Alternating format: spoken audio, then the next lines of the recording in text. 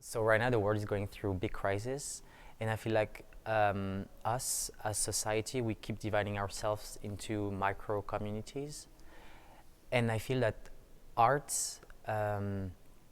is still one of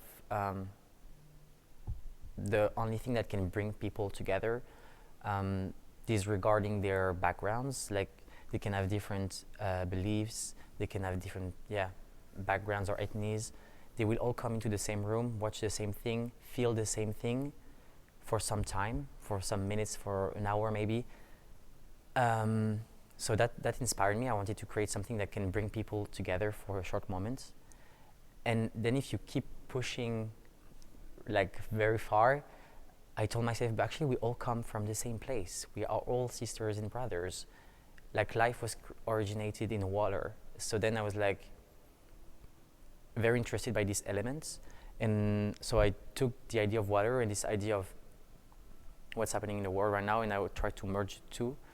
And also I was very inspired by the quality of movement that water can bring, also the fact that us humans are mostly made of water, and I was just trying to merge all these things together, and that's how H2O was created.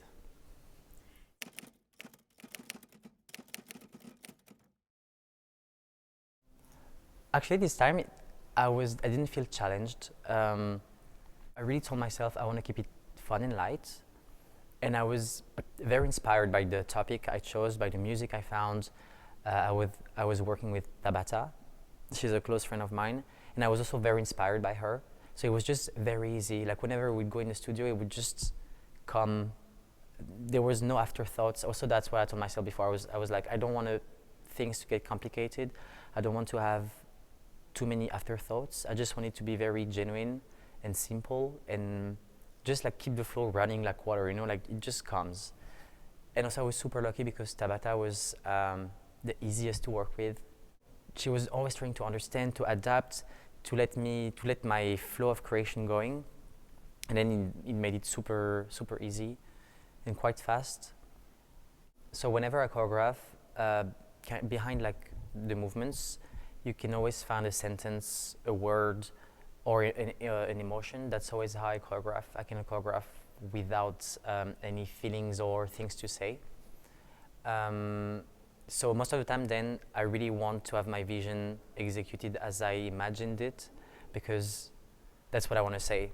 But then I can adapt always to the body of the dancer. So if there's something that doesn't really worked for her, then I would change it in a way that the word or the emotions I wanted to say would still translate, but would adapt to her. And then sometimes when she would do something just like this, I would be, oh, you know what, I like this, let's keep it. And then, so then it would also come from her, but like, not, how do you say, like, unexpectedly. So see you at the 𝚃𝚑𝚎𝚘, and I hope you enjoyed the show. Bisous!